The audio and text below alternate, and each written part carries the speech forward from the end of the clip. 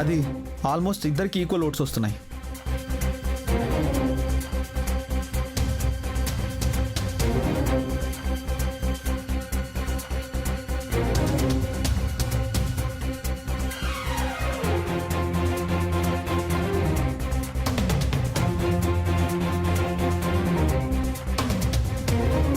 Time up.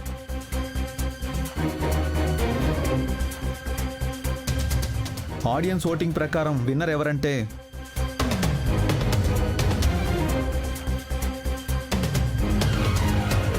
పున్నమి.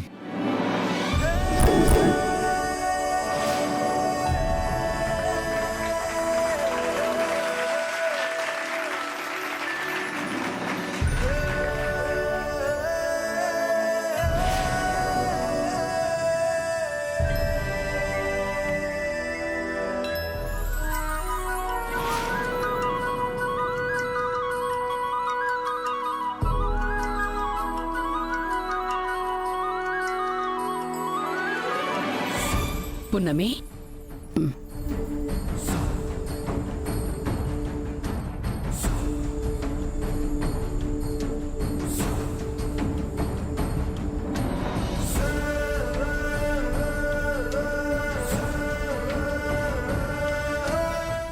ఈ ముగ్గుల పోటీలో గెలిస్తే గెలిచావు, ఇంకా వంటల పోటీలు ఉన్నాయి కదా, అక్కడ చూసుకుంటాను ఈ సంగతి.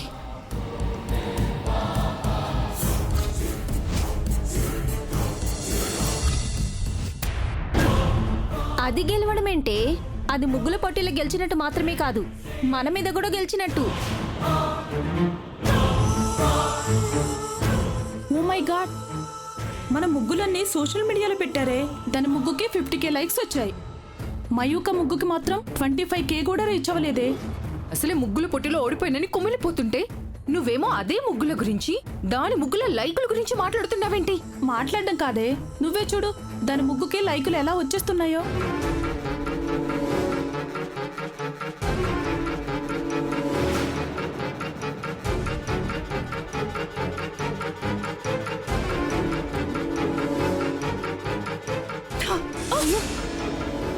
అయ్యో నా ఫోను. దాని మీద కోపం ఫోన్ మీద ఎందుకే చూపిస్తున్నావు? అసలు ఎవరే అది? మీ నానమ్మ నీకంటే దాన్నే మనవరాలుగా ఎక్కువ ఫీల్ అవుతుంది. మీ పెదనాన్న ఎప్పుడు పున్నమి పున్నమి అని దాన్నే గారభం చేస్తున్నాడు. అసలు అది ఎక్కడి నుండి వచ్చింది? అది గూడెం నుంచి వచ్చిందే, మా కర్మ కాలి. అసలు మీ ఇంటి గురించి, మీ ఇంట్లో వాళ్ళ గురించి నువ్వు చెప్పినంతగా అయితే ఏం లేదు కదే. అందరూ హ్యాపీగానే ఉన్నారు. ఆ పున్నమి వచ్చినప్పటి నుంచి అందర్నీ తన వలలో వేసుకుంది. మనవరాలు మనవరాలు అని తనకలాడిన మీ నాన్నమ్మనే ఇది రాగానే మురిసిపోతూ మురిపిస్తూ దాన్ని మురిపిస్తూ కాలం గడిపిస్తుంది. జాబిల్లి జాబిల్లి అని పిలుచుకుంటూ పిచ్చోడైపోయిన మీ పెద్దనాన్న దాని మత్తులో పడి దాన్నే జాబిల్లా ఫీల్ అయిపోతున్నాడు. అంటే చిన్నప్పుడు మిస్ అయిన జాబిల్లి దొరికినట్టే కదా.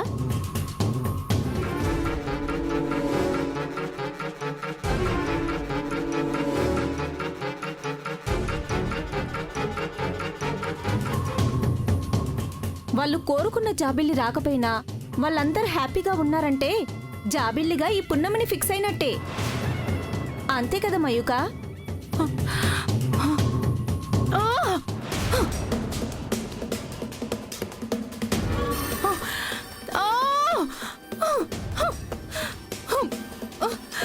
ఏయ్, నీ బ్రేస్లెట్ పడిపోయిందే. బ్రేస్లెట్ కనిపించకపోతే మమ్మీ ఫైర్ అయిపోతుంది. పదండి వెతుకుదాం. రాను రాను వీళ్ళు పున్నమికి బాగా దగ్గరవుతున్నారు.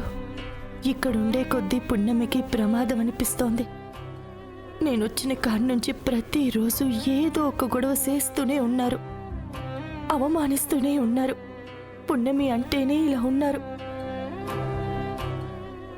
ఇదే పున్నమి జాబిల్లి అని తెలిస్తే నా బిడ్డని ప్రాణాలతో ఉంచుతారా?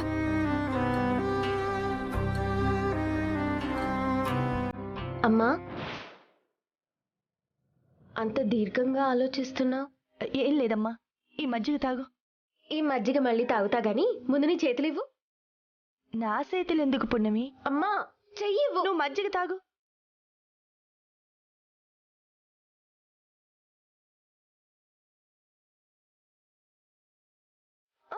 అయ్యో పున్నమి, ఎందుకని తాగేస్తున్నావు? గొంతు పట్టేస్తుందమ్మా. నాకేమైనా అయితే నువ్వున్నావు కదమ్మా.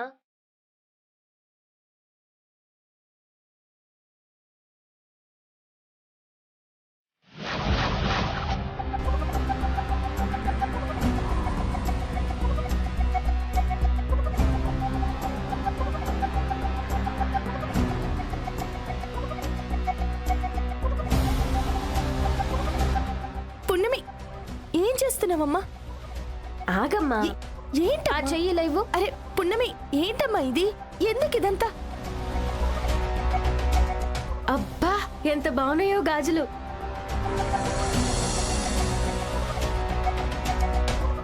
నాకెందుకమ్మా ఇవి?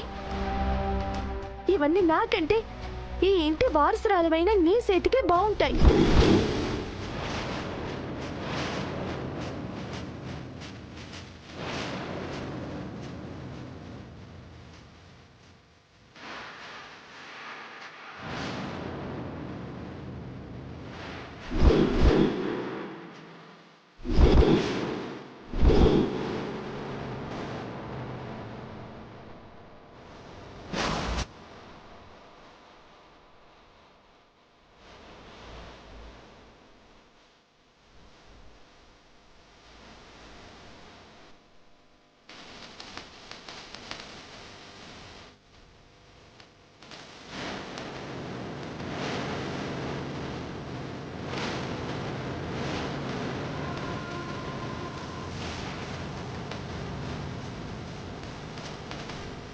మయూకమ్మ గారు,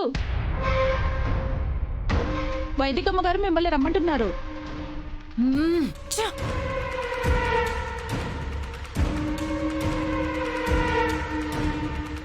నేను వారసురాలనేంటమ్మా?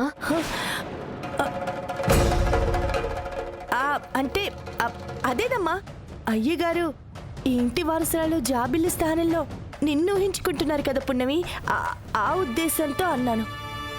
అవునా? అవును. ఈ ఇంటి వారసురాలంటే నాలా ఉంటుందమ్మా. రాజవంశస్థులంటే మహారాణిలా ఉంటుంది. చెలికత్తెల్ని చుట్టూ తిప్పుకుంటూ సేద తీరుతూ ఉంటుంది. పల్లకిలో ఊరేగుతూ ఉంటుంది. ఒంటి నిండా బంగారంతో బంగారు బొమ్మలా ఉంటుందమ్మా.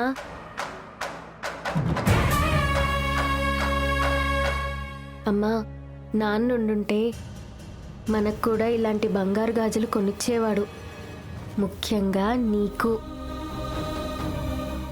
ఇక చాలమ్మా, నువ్వు వేసుకో. అమ్మా వద్దు. అమ్మ వద్దమ్మా, నా మాట విను. ఇవి నా చేతి కంటే నీ చేతులకే బాగుంటాయి. సరే త్వరగా వచ్చేయమ్మా, డాన్స్ మొదలు పెడుతున్నారా?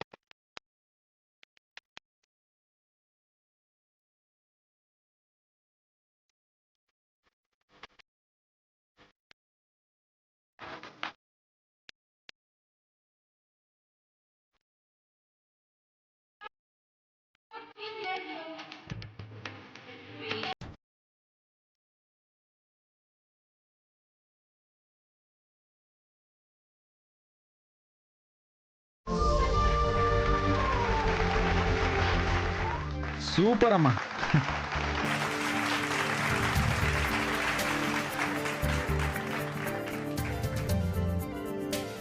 ఇప్పుడు ఇవన్నీ అవసరమా? తినో మూలను కూర్చునేదానికి. సంక్రాంతి సంబరాల్లో భాగంగా డాన్స్ ప్రోగ్రాం అయిపోయింది. ఇప్పుడు వంటల పోటీలు పెట్టబోతున్నాం. పోటీలు ఎందుకులే పృథ్వీ, ఫైనల్ విన్నర్ ఎలాగో పున్నమే కదా. ఆ పోటీకి మీరు అనుకున్న ప్రైజ్ ని ముందుగానే పున్నమికే ఇచ్చేయండి. అలా ఎందుకు చేస్తారు మయూక? పోటీలు వద్దు అనుకుంటే వద్దు అని చెప్పండి, కానీ మాటి మాటికి పున్నమిని అనకండి. కరెక్ట్ గా జరిపిస్తామంటే మాకేం అభ్యంతరం లేదు. ఏ ఏ వంటలు చేస్తారనేది మీ ఇష్టం. చేసిన టైము రుచిని బట్టి విజేతని నిర్ణయిస్తారు.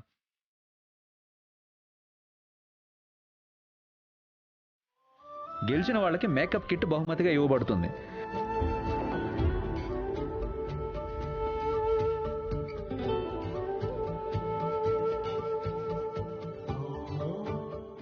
సరే, ఆ ఏర్పాట్లు అవ్వగానే నేను పిలుస్తాను. పృథ్వీ, ఏర్పాట్లన్నీ అయిన తర్వాత పిలు. అలాగే రాజమాత. శివదేవా, పద. వెళ్దాం.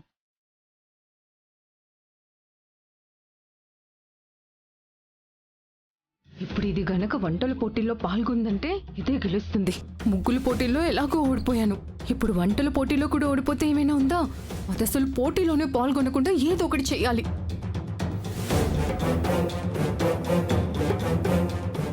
ఏమైంది మయూక? ఎందుకలా అప్సెట్ అయిపోతున్నావు? మమ్మీ, ఆ పృథ్వీ ఆ పున్నమితో క్లోజ్ గా ఉండడం నేను అస్సలు తట్టుకోలేకపోతున్నాను మమ్మీ. ఎంగేజ్మెంట్ ఆగిపోయినప్పటి నుంచి ఆ పెయిన్ లో నుంచి ఎలా ఓవర్కమ్ చేయాలో నాకు అర్థం కావట్లేదు. ఒంటరిగా ఉంటే పిచ్చెక్కిపోతుంది. ఫ్రెండ్స్ ని పిలిచాను, అయినా నా వల్ల కావట్లేదు. వాళ్ళిద్దరూ కావాలని అలా చేస్తున్నారో యాక్సిడెంటల్ గా అలా జరుగుతుందో నాకు అర్థం కావట్లేదు. బేబీ, ఆ పున్నమి వల్ల నువ్వు ఇంత సఫర్ అవుతున్నావు అనుకోలేదు. నీ విషయంలో మాకే తెలియకుండా నిన్ను నెగ్లెక్ట్ చేశాం. ఇంకా తప్పు జరగదు. ఇప్పుడే ఆ పున్నమిని ఇంట్లో నుంచి వెళ్ళగొడతాము. వైదిక, పద.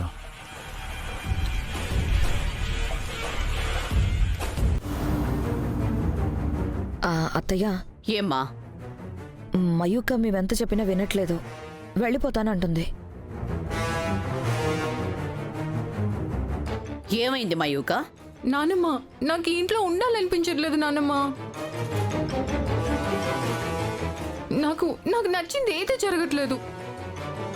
అదీ కాక నా విషయంలో కూడా ప్రతి చోట పున్నమి చాలా డిస్టర్బ్ చేస్తుంది నానమ్మ. మీరు పెదనాన్న, నేను ఇంటి మనిషినైనా సరే పున్నమిని మాత్రం చాలా దగ్గరగా పెట్టుకుంటున్నారు, నన్ను అవాయిడ్ చేస్తున్నారు.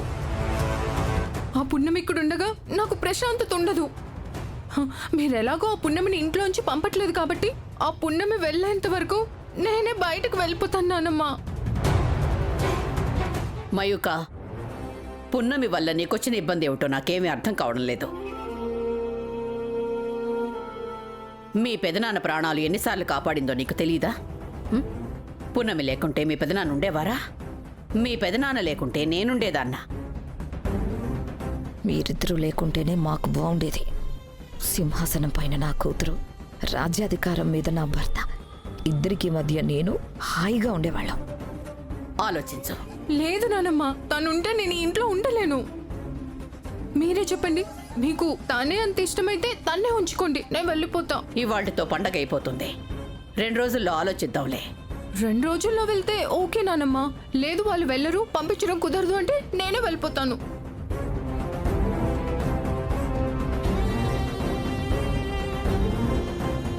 వాళ్ళ మీద నాకేం కోపం లేదు నానమ్మ. జస్ట్ నా మైండ్ రిలాక్స్ అవ్వడం కోసం మాత్రమే అడుగుతున్నాను. సరే, నీకు ఇబ్బంది రాకుండానే చూసుకుంటాను.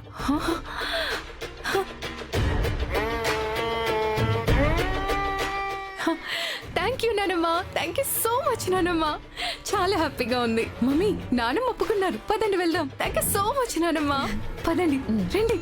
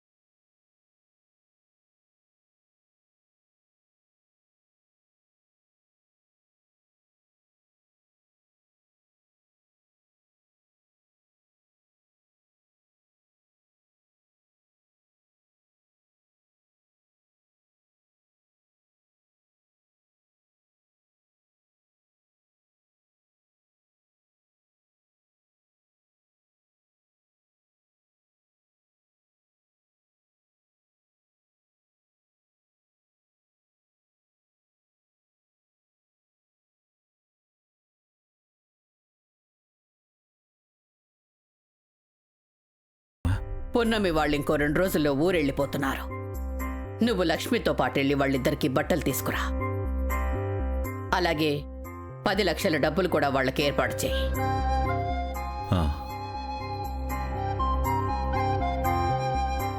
వాళ్ళకేమిచ్చినా తక్కువే అనిపిస్తుంది. వాళ్ళుంటున్న గోడెం దగ్గర మనది 5 ఎకరాల మాగాడుంది కదా, అది కూడా పున్నమి పేరున రాయించి వాళ్ళకి అప్పగించు.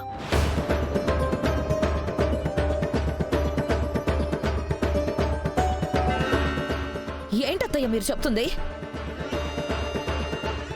10 లక్షలు అంటున్నారు, 5 ఎకరాలు అంటున్నారు. వాళ్ళు ఇక్కడికి వచ్చి నెల రోజులు కూడా కాలేదు. రోజుకి 1000 రూపాయలు అనుకున్నా 20,000 30,000 ఇస్తే సరిపోతుంది కదా అత్తయ్య. నువ్వు చేస్తుంది ఏమిటి వైదిక? ఆస్తి పోతోందని భయపడుతున్నావా?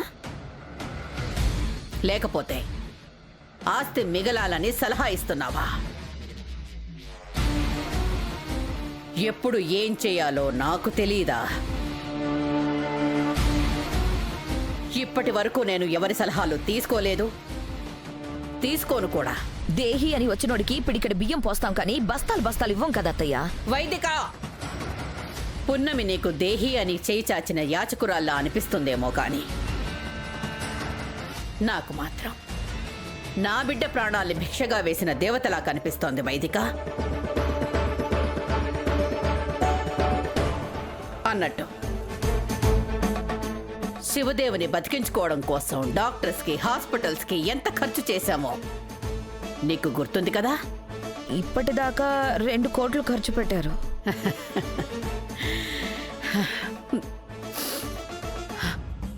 పున్నమి ఇప్పటి వరకు నా బిడ్డని 4 సార్లు కాపాడింది, 4 సార్లు వాడికి ప్రాణం పోసింది. మరిప్పుడు పున్నమికి నేనెంత ఇవ్వాలి? అన్నింటికీ విలువ కట్టలేం వైదిక. పున్నమికి విలువ కట్టే అర్హత కూడా నాకు లేదు. ఆ ప్రయత్నం నువ్వు కూడా చేయకు. తేజ, నేను చెప్పిన ఏర్పాట్లన్నీ తూచా తప్పకుండా చెయ్యి. అలాగే రాజమాత.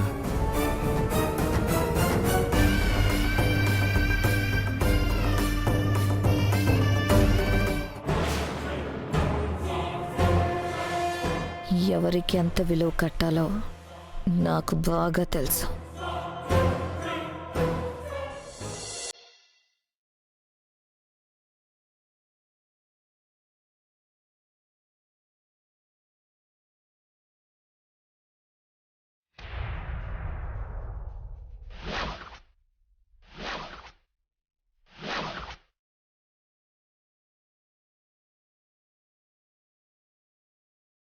ఏయ్, ఆగు.